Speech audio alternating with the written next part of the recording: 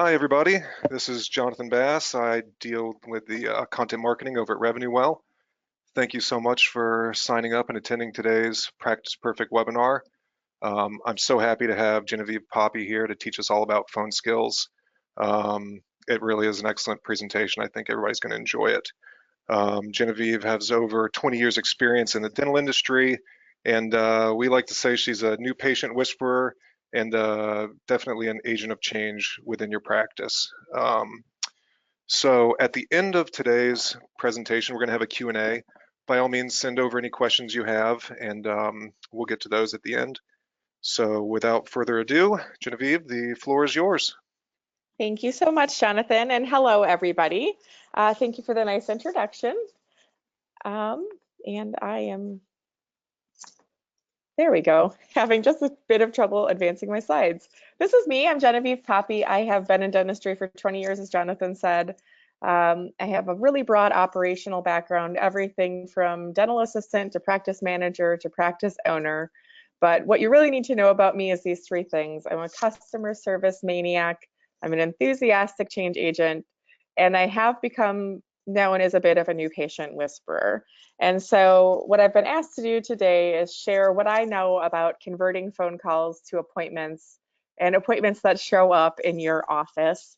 And so I've tried to pack all my best stuff and my best tips into about an hour today. And of course, I'm here to answer any questions you have at the end. So please send those in as we go along. We need more new patients is where I tend to start with the practices that I work with. So whether they're referred to me from other practices that I've worked with or oftentimes from marketing companies, it's all coming from this sense that we need more new patients coming in the doors.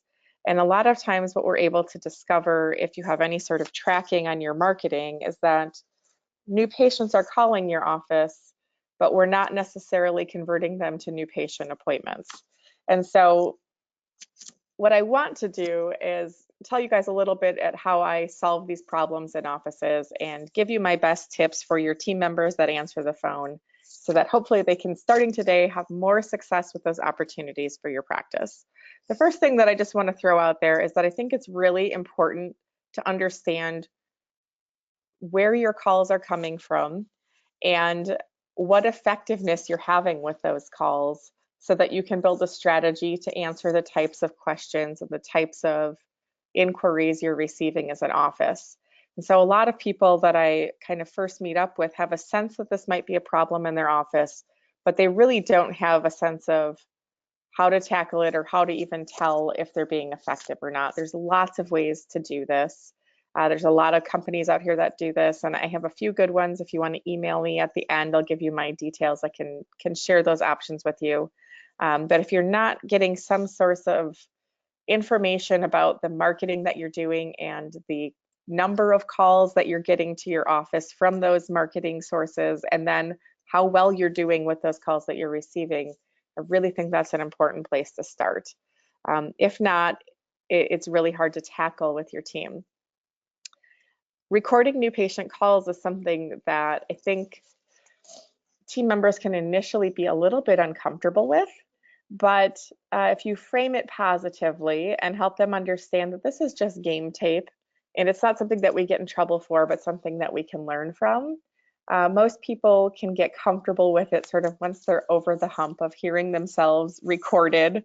Nobody enjoys that process, but there's a lot that can be gained. So I always tell teams recording new patient calls for us is sort of like if we were a Major League Baseball player and our coach needed us to learn a new swing.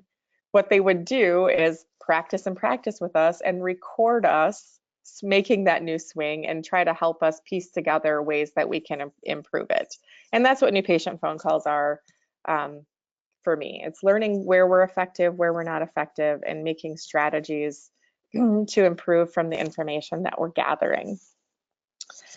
If you start recording your calls, or if you already do this, hopefully you're beating this number, but sort of the national average in terms of new patient inquiry call conversion is only about 33%, which is obviously painfully low and not where we want it to be. And I think frankly hard to believe for some doctors, but I look at these call recording metrics for a lot of practices, and I can tell you that this is not far off in my own little slice of this data.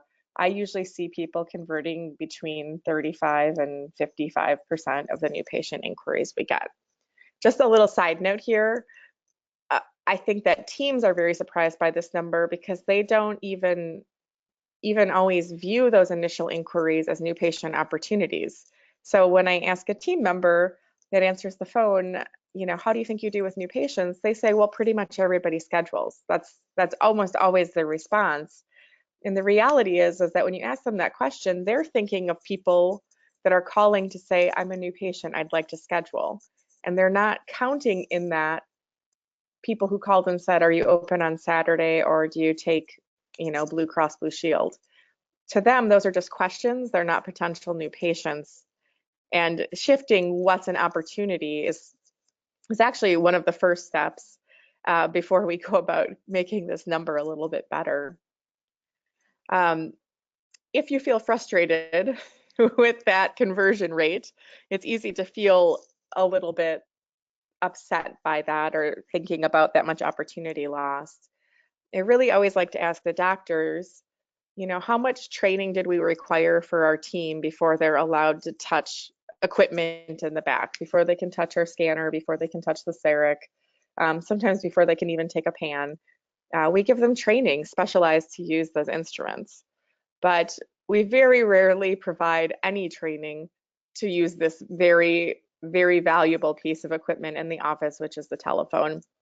In fact, I don't really see that as a standard part of training in dental offices at all. Most people answering the phone learned how to answer the phone from the person before them, or just were told to pick it up. If you work in a high-end service company, like for instance, the Ritz-Carlton, you have to watch somebody answer the phone for months before you're allowed to speak to a potential customer. And yet in dentistry, what we do is we have people sometimes in the door 90 seconds and we say, hey, can you pick up that ringing phone? And just wing it, be a representative of our practice with no training. And that's sort of the position we've put those team members in. So it's not really fair to get on them, and it's really not my intention when sharing webinars like this to blame front desks for those numbers, but really more to point out the opportunity available in your practice to do better with those inquiries and to grow a practice through your phone. So, what it all boils down to is your team prepared to answer dentistry's most terrifying question, which is, do you take my insurance? Or are you in network with my insurance? Or how much is an implant? Most new patient calls start with a question. And despite the fact that we know that that's how they're going to start, we often pick up the phone very unprepared to manage what's coming next.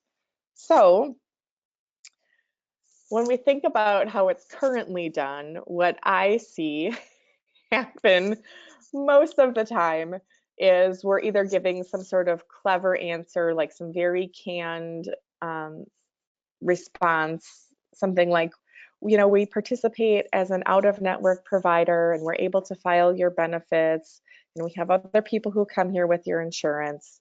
But really, all that's happening on the other side of that call is the patient is hearing no, and they're turning off. Sometimes we mix in with that answer some frustration or a little dose of judgment for the types of patients who are price shoppers or insurance-driven patients. And we build up all sorts of assumptions about this patient based on that very first question. And then if we get past answering that question, what I see most team members leap to is gathering of info. It becomes an interview of, frankly, sometimes unnecessary information to move this patient from inquiry to appointment. So what I'm going to propose is that we learn to look at new patient calls a different way. I really think that it is more important to know how to feel about a call than it is to know exactly what to say, which is why I don't necessarily teach scripts. I teach more of a framework and a process, and frankly, a mindset about how to approach a new patient inquiry and breaking your own habits of judging or assuming when a patient starts with a question. And this is how we do it. So this is sort of my flip the script. We have to go about this call in a little bit different order than we normally do. So sometimes when I first present this, the first thing that team members will say to me is, "Oh, we pretty much do all of this." And I will tell you that you probably try to do a lot of this, but you might not even get the opportunity to do a lot of this if you are answering that new patient question immediately upon it being asked. So this is how I kind of go about doing it. We're kind of flipping the script, if you will. Uh, Obviously, you should create a welcoming greeting when you pick up the phone. So I like something very simple like, "Thank you for calling Dr. Smith's office. This is Genevieve. How can I help you?" Something warm and friendly. That's the Wisconsin girl in me. But if you're saying, if your greeting is abrupt and you're saying something like Dr. Smith's office, that's probably not quite enough to set this off in the right direction. Invariably, regardless of how you answer the phone, the first thing that's going to happen um, in most new patient calls is they're going to ask their questions. So, for instance, do you take my insurance? To which I'm going to say something like, I'd be happy to check on that for you. What's your name? Right? So, I'm going to learn to put a pin in that first question and move past it just temporarily. I don't want to evade their question or make it feel like I can't answer it until they give me info. I'm just going to very politely move past it so that I can learn a little bit more about the caller before I go about answering the question that they started with. So the first step is really to sort of welcome them in, put a pin in their question, um, again with some version of, "Oh, sure, I can check on that for you. What is your name?" You know, just move past it, get their name, express interest in them. I tend to gather a phone number right away just in case I should get disconnected. In the cell phone era, that happens a lot. And I like to be able to call a person right back. I might ask how they found our office, or is there somebody that I can thank for sending them our way. Regardless, I'm going to react very positively to the idea that I have a new patient on the phone, and um, make sure that I'm expressing that enthusiasm through my tone because people can't see how we're feeling. And then I'm going to get to this piece that I call connect, which is really just where I open it up to them to do the talking. So I have in my pocket a handful of open-ended questions that I know work well for me based on the type of practice that I'm in.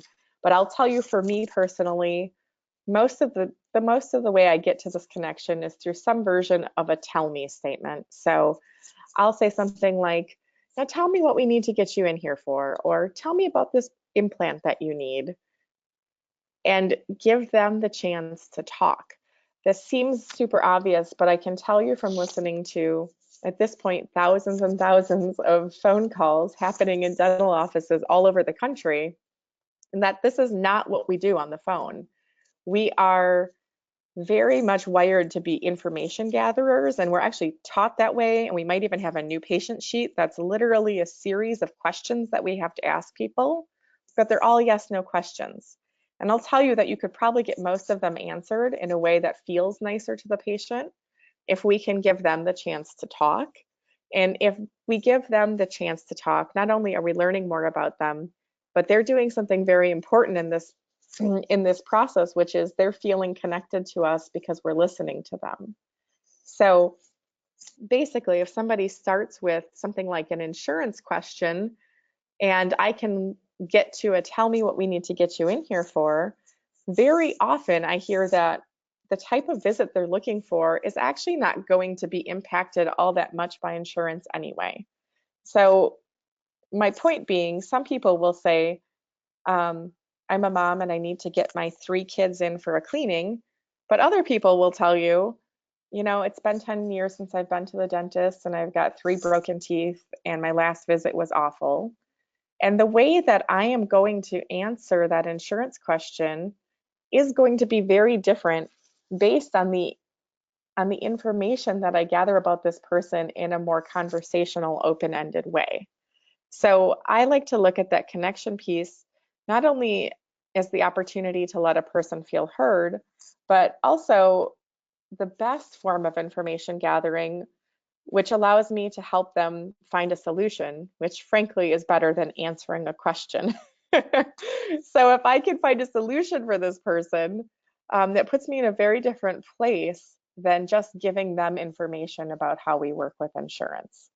But I will tell you that if you can get this call started in that different direction, we're calling it for this webinar, flipping the script, but getting to some connection before you answer their question, inherently you will have better results.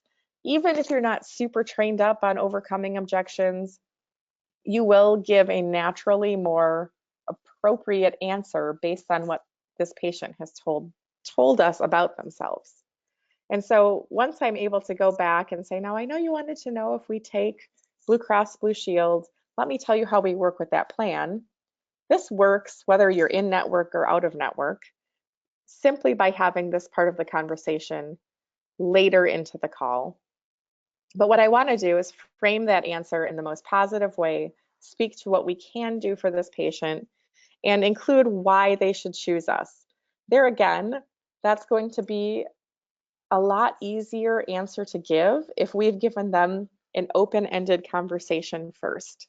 So instead of training your team to sort of be a commercial for your practice and give 5 or 10, hot button points of, the things that we're great at, they can give one thing, one reason to choose us that's appropriate for this caller because we understand more about them. And once we do that, we're going to move to sort of closing this conversation, which is, actually asking the patient to schedule and then gathering their information all at the end. So I think dentists are sometimes startled, and even teams, when they listen to their own calls back, are a little bit surprised at the number of times that they don't ask the patient to schedule. They just simply answer a question and then let it go. Just by asking, you're going to schedule more new patients. But if you follow this process, you can switch this to assume the appointment. People are going to want to schedule with you if you've given them the chance to feel heard, and then you gave them an answer that felt custom and appropriate to them.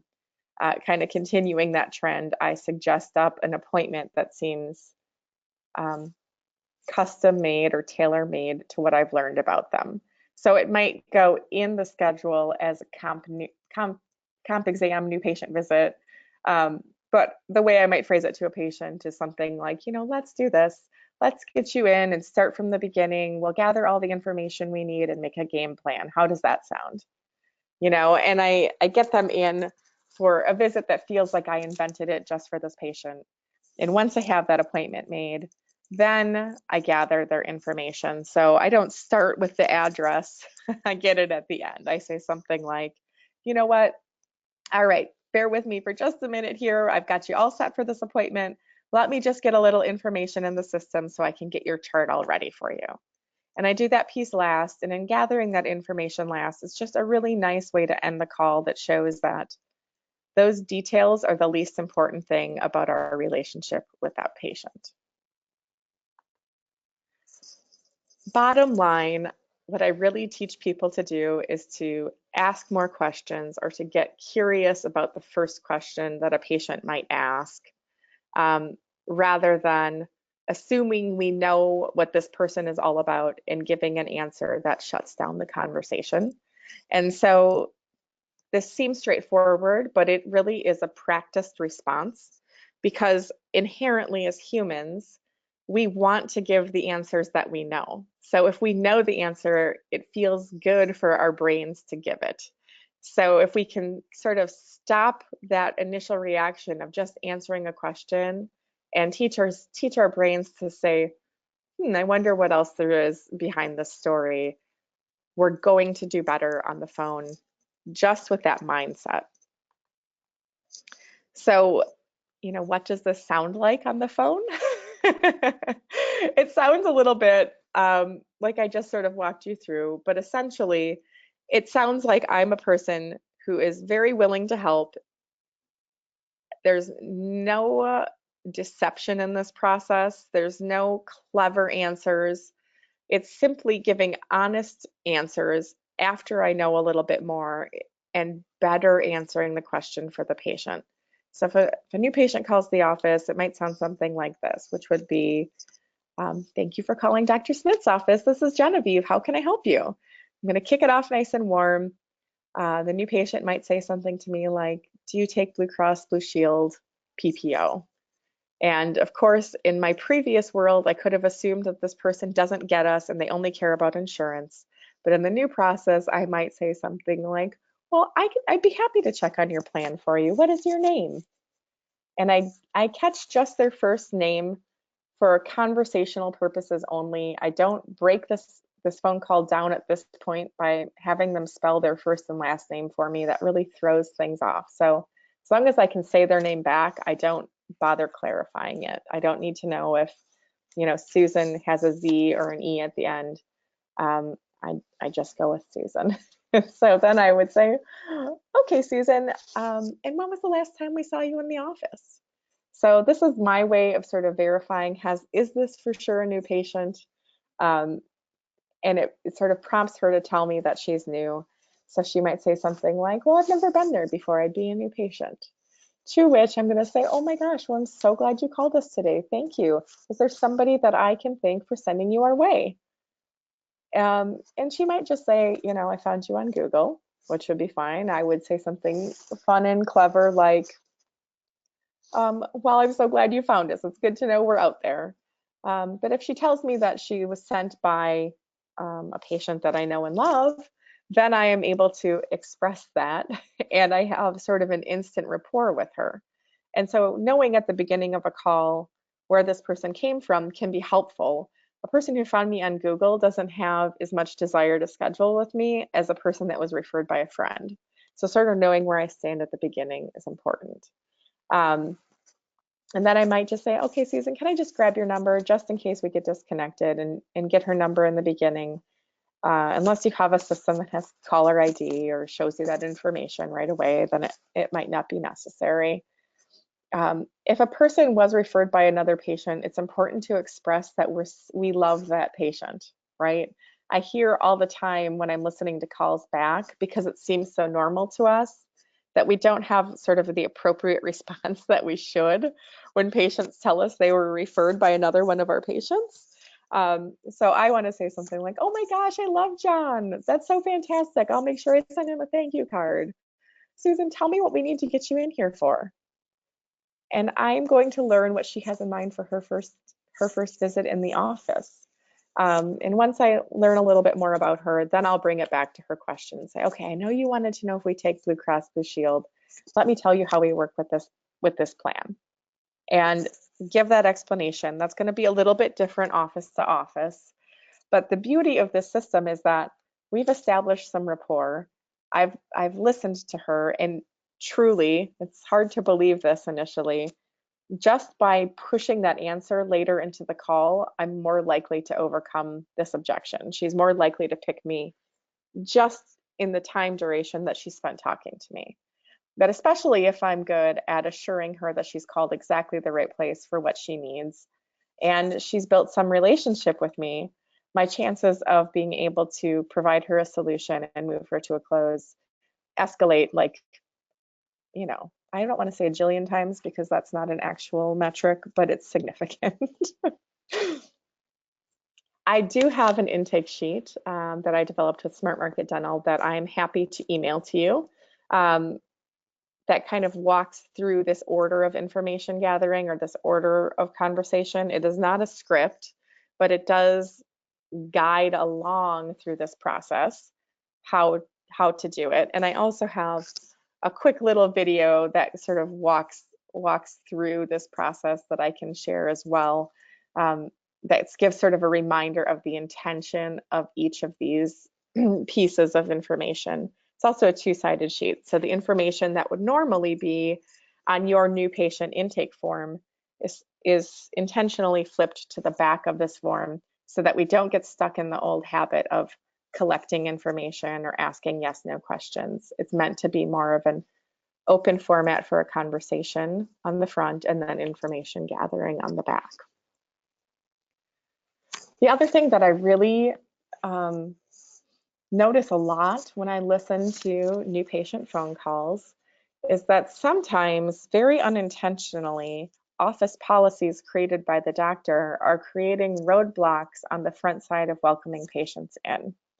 And my best example of this is a personal story from when I used to answer the phone. I was in an office that I used to own and manage a large group of offices. And I had an office that frankly wasn't doing very well with new patients, despite having a pretty hefty marketing investment happening. And I happened to be filling in one day at the front office where I, in one day, scheduled 8 or 9 new patients. It was a very successful day on the phone for me, and it really opened my eyes to what might have been happening on our phone. Because I got a call from a guy who asked me if we required an FMX on our new patients, which was a very specific and weird question for what I could tell was a young guy to be asking me. And it was a light bulb moment for me because I knew in that moment that had my normal team member been there, she would have said, yes, we do.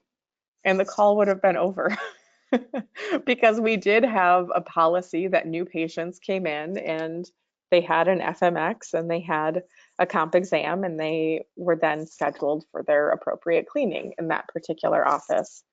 And so it was a really telling moment for me because I knew that there were probably lots of calls happening like this where she was just upholding the policies set forth by that doctor, but had not been empowered to create some leeway for patients to come in and sort of overcome those objections in person. So what I did instead was I said to this young guy, I said, well, we sure like to have one, but tell me why you ask. And he told me that, well, I'm 23 and it's my dentist's policy, he said policy, that when we're 23, you have to have an FMX. And I said, oh, okay. And he said, well, the thing is, I just had a panoramic. He's using all these words, so I know this was told to him and explained to him by a dental team member. I just had a panoramic film last year to have my wisdom teeth out. And so now this FMX isn't going to be covered. And, a lot of dental offices might assume that this is a person who, if he can't afford $100 for an FMX, is he really our patient? And he's just a price shopper and he only cares about insurance. But the real story was that he was really just put off by the way this was presented to him in his previous office. So what I told him, well, I asked him, was there a reason that he felt like your doctor felt like he needed the FMX? Are you having any concerns? Are you having any problems? And he said, no, there's no concerns. It's just the office policy. And so I said, well, how about this? Let's bring you in for a new patient visit and we'll bring over any current x-rays you have. And if you need an FMX, it's on me. And he said, oh, okay, well, that would be fantastic. That's great. So I made him an appointment. And after I made him an appointment, he said to me, by the way, do you guys do Invisalign? And I said, we do Invisalign. And he said, oh, good. He said, because my mom just told me that she would pay for Invisalign and also for whitening because my brother is getting married next summer. And it was such a light bulb moment for me, the opportunities that we're losing on the phone, because I turned a call that many people would have judged as a price shopper, insurance driven patient complaining about $100 into, an almost $6,000 phone call just by being more curious. And so if you do have access to recorded calls in your office, or even if you're just in a position that you notice these are the types of things that are creating hangups, I would really encourage you, if you're the doctor, to consider those or talk to your team, or if you're the the phone team, talk to your doctor about where these holdups are in bringing new people in, and see if you can't get some leeway or some flexibility, because my ability to flex and offer to potentially comp an FMX earned me a very valuable new patient. And I think that that's a really missed opportunity in the way we set up our teams to get on the phones. And we need to give them that leeway, like a company would give a sales a sales rep some leeway, to throw something in or offer to comp something, or give an extra gesture to close a sale. It's often a big piece of what's holding up new patients to getting in your practice. At the end of the day, it really comes down to this in terms of how we convert new patients. And honestly, this is how it works in the operatory as well, is that we really, in dentistry, I think, are very guilty of attempting to lead with competency. The way we market, sometimes the way we answer the phone, we're attempting to be very professional, to be experts. And really, when we're first meeting people, what they're seeking is to like us and to, inherently trust us. But that comes from liking us. And so if we're not good at leading with the soft stuff and really connecting and really showing genuine interest in them, we're never going to get the chance to show them how good we are or how smart we are. And learning to get comfortable with the warmth side is something that sometimes feels a little bit counterintuitive to the highly professional, highly trained dental teams, or they believe in this concept, but they don't have a process that gets them to it. So if, for instance, in a new patient phone call, if you're leaping immediately to answering questions, you're attempting to win with information, which is this competency side. But if you're good at switching it around and expressing interest and asking them questions, that's the framework that gets that patient feeling the warm fuzzies, gets them sort of sharing their situation, and gives us the opportunity to express that we understand. And that's where we create new patients that feel attached to us and feel very open to us before they even come through the door. Kind of wrapping this up, so I don't sound like a broken record. The process has to be this: connect first, then solutions, then close. Not solutions, not answers first, and then attempt to find a space to connect. That's going to be a failing equation for you. As we mentioned, our industry is sort of failing in doing it this way. Everybody's answering the phone the same way, and we're all getting the same results, which are not very good. And it doesn't take very much of a difference to create a very different outcome in your process.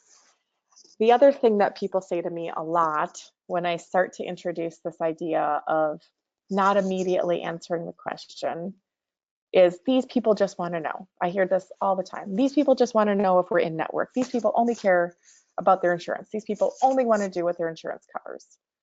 And, to that, I always say, if you knew just a little bit more about them, would you be able to better answer their question?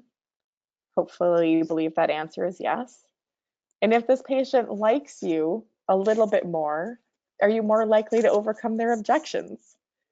To which hopefully you find the answer is yes, because that's really the whole point of this style of a phone conversation. I'm going to open this up for questions, but this is my contact information. So if you want some of the resources that I've mentioned so far, please feel free to shoot me an email or connect with me on Facebook, or both. And there's also a link on my website, which is listed first there, that you can schedule a quick call with me to just answer some questions. But I would love to open up the conversation for questions and kind of turn things back over to you, Jonathan. Thank you so much.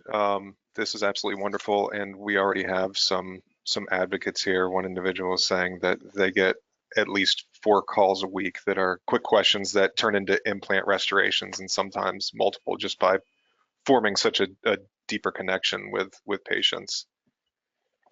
Good. Thank you for being on my team. So let's see, some questions. Let's say you're on a phone call with a new patient. How long should that last? Do you have a set time limit? I don't believe in a time limit. I realize that most people answering the phone at a front desk have many other tasks on their plate and they can't spend, 20, 30 minutes on a phone call. But my basic answer to this question is it should take as long as the patient needs. So if the patient conversation is turning in circles and it's not going anywhere, uh, we have to build some tactics to wrap that up. But sometimes giving a person, 10 minutes to hear their life story is an experience that they're not going to get on any other phone call, and it will be the singular reason that they choose you. So my tip is if not to rush it, that time to connect is very valuable, and I promise you leads to greater trust for your office, a greater likelihood that the patient will show up, and a greater likelihood that they'll accept the treatment you suggest. Um, but if it's going nowhere, if it's just cycling, or you get the occasional person who's just really got nowhere else to go and they're happy to, spend all day on the phone with you. My personal little tip is just to say something like, "Oh my gosh, Jonathan, I feel like I could talk to you all day. Why don't we get you an appointment to get in here so we can continue this conversation?" I just move it to like, we've got to get you in here, and I kind of take a little control and move it to a next step. Awesome. Let's see. So another one is, how do you make sure that you're getting somebody set up for the absolute right appointment? Right. So that's a good question too. I think that there's kind of two pieces of the answer to this question. One, I really think it's helpful if our goal is sort of maximum new patients in the door. It's helpful to have more than one way that we can bring them in.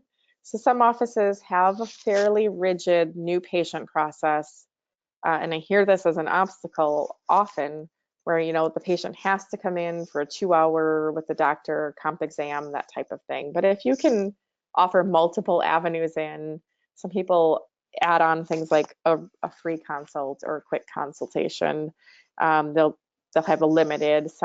Sometimes, if deemed appropriate, you can put certain types of patients in hygiene first as an intro to the doctor. And then, of course, there's some people that really do need a comp exam with just the doctor. And here again, I think this process serves you well to better figure that out.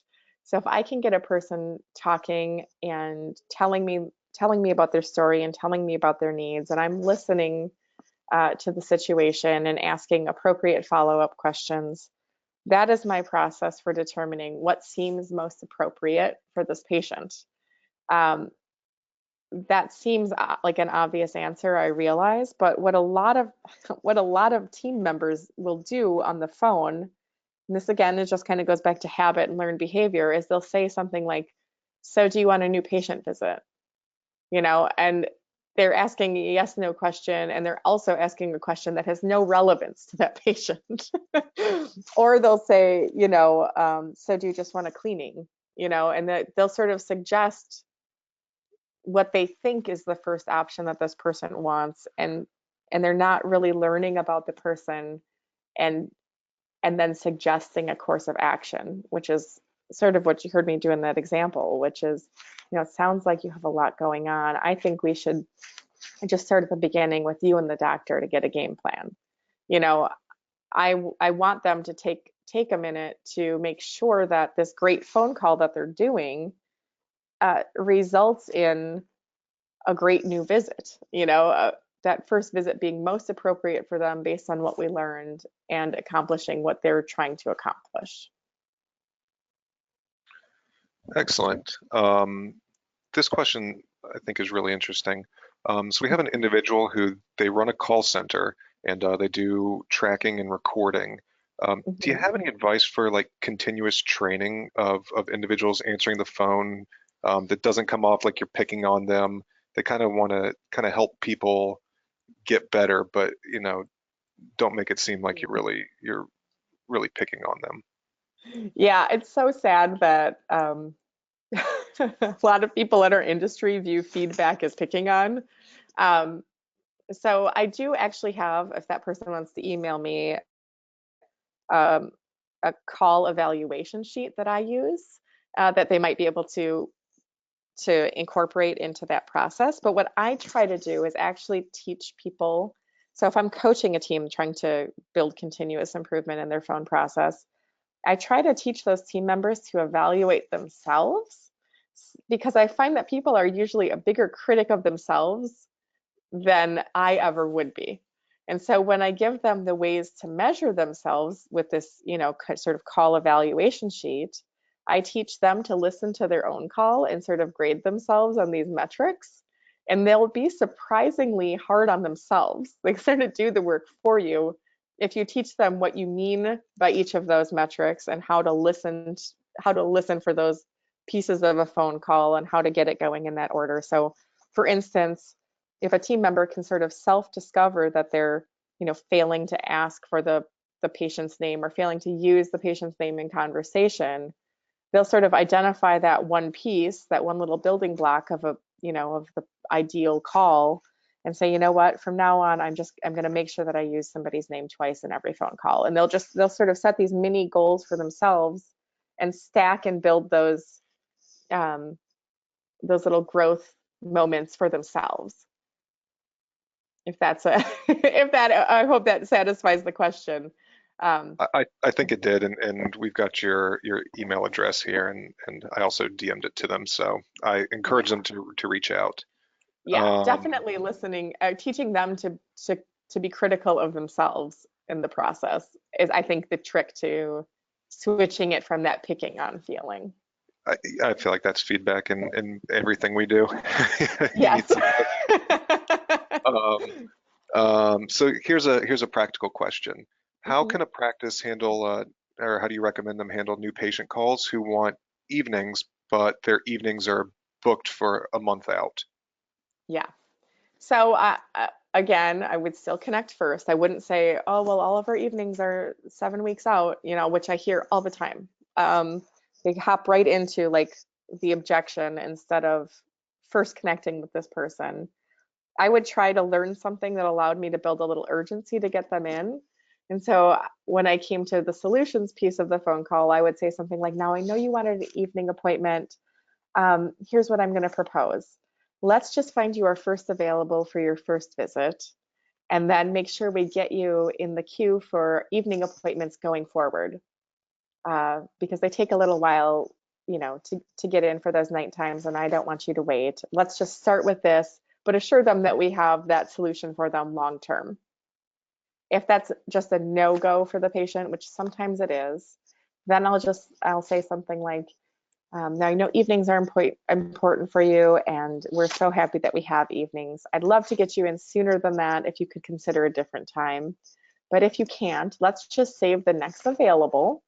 And if I have any schedule changes or if we're able to open up any more evening time between now and then, I'll give you a call. So get them prepared to get moved up because hopefully you have a good short notice list.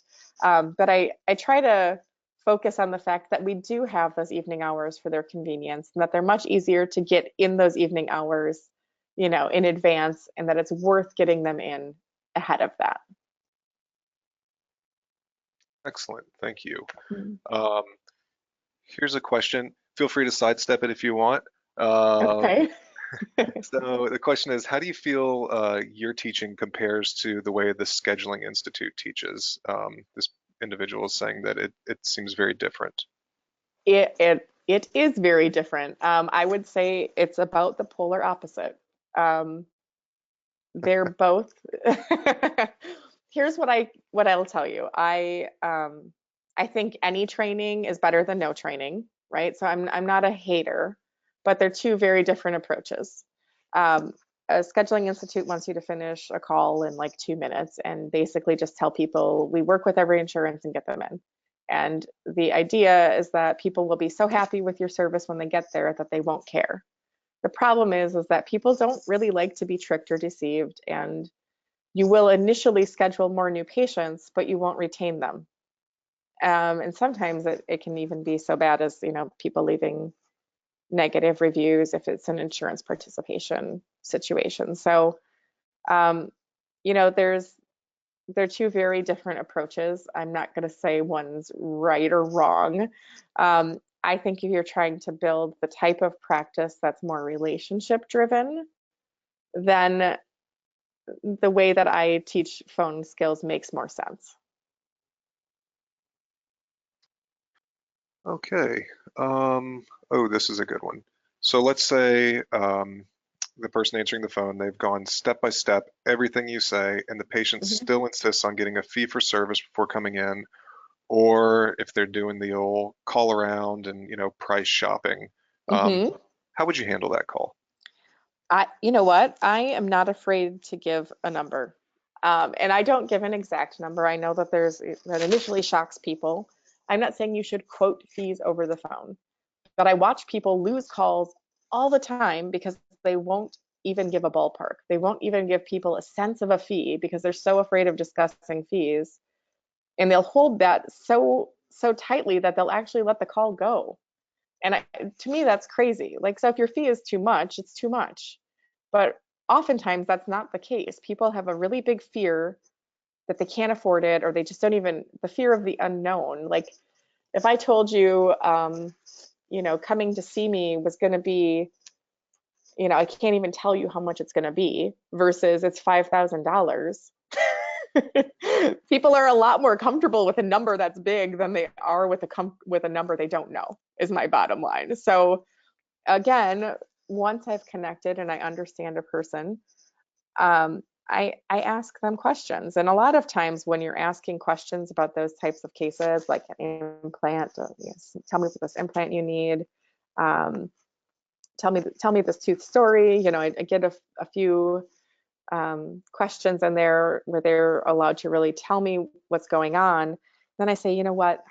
I'm just going to level with you. There's so many factors that go into pricing for this type of thing. But what I can tell you is, based on what you're telling me, taking care of a problem like this might be anywhere from $2,500 to $8,000 or $9,000. I think what we should do is bring you in to meet with Dr. Smith, and then, we can get an exact price so we can find a way to make it work in your budget. And to me, that's way more comfortable for people than like, I'm sorry, I can't quote fees. You have to come in for an examination. And it gets very formal, and I see people get really rigid about it, and they lose the call. And so I think it's not, price is like a fear, just like any other aspect of dentistry. And if you don't let it shake you and you can actually respond to it sensitively, yeah, you can be the place that those price shoppers land. And I'll, just give you this little tip. They're not bad people. You know what I mean? We've labeled them that, but they're just making sure that they can proceed with this thing that they want to do. And if somebody's ready to talk price, they're honestly probably pretty ready to do that treatment. And I view those as great opportunities. That's a great point. I feel like a lot of times people are just looking for some honesty. You just kind of want to know what's They up. are. Yeah. And a lot of times Um, the price isn't really the problem. They're asking about price, but that isn't the reason that they didn't proceed with it already. There's something else. So my best advice is don't be afraid of it. Give a ballpark. do you have any strong feelings one way or the other about bonus systems are incentivizing folks for booking new patients? I, I don't fundamentally love bonusing people for something that they're supposed to do. Right? I believe that you have to hire a person into this position that genuinely loves to do this. And I will say this, which isn't always nice or popular. Sometimes the people that wind up answering our phone landed in that seat because they're good at things like insurance and dentrix. And that doesn't always equate to amazing people connecting skills. Like they landed there for a very different skill set. And I also see doctors really hold themselves up on really paying a person well in this seat because they view that front desk as a cost. They're non-producers, they're just an expense. But no other business model looks at their sales department as just an expense. They view their sales department as the lifeblood of their business. And I think we look at that seat the wrong way. And that doesn't totally answer the bonus question, but I think the bigger question is you have to have the person that's motivated to do this naturally, like a natural promoter who I genuinely enjoy picking up the phone and talking to people. If I ever retire from all of this consulting, I could honestly see myself answering the phone almost for fun, and I don't think everybody who does it feels that way. So No, I say I pay agree with you somebody completely. good and pay them well. Well, it's for a lot of people the first chance they have to make a connection with your practice. So it goes a Absolutely. lot deeper. Yes. It's the first impression of you. And do you want that to be somebody that you're paying $12 an hour, or do you want that to be somebody you're paying $25 an hour? I mean, and I know that range varies greatly based on your geography, but that's sort of the difference in experience and poise that I see on people's phones sort of across the country. And, I would think you want a person that sounds friendly and welcoming and kind and competent as that first impression. And well, it looks like we are right at the top of the hour, and I don't really see any more new questions. So this feels like a Perfect. wonderful time to wrap it up. Do you have anything left to say, Genevieve? Maybe one more plug? What I'll here, yeah, if you're watching this, you can see my contact information. If you feel like you need a little help or could use a little outside encouragement for your team, that's what we do. We'd love to help you. So give us a call. And thank you so much for this. This has been absolutely wonderful. And I mean, I truly feel like everything you're saying aligns to a lot of like what I hear day in and day out at Revenue Well. So this was, for Yeah, somebody who doesn't work in a dental practice, this was also great affirmation for me as well and others who may not be in a practice. Um, we will be emailing out a copy of this webinar, a recording, as well as um, the presentation itself as a PDF. So thank you to everybody who tuned in and to registered. And Genevieve, thank you so much. I really, really appreciate this. absolutely. Thank you so much, Jonathan. It was my pleasure. All right, bye bye. Okay, bye-bye.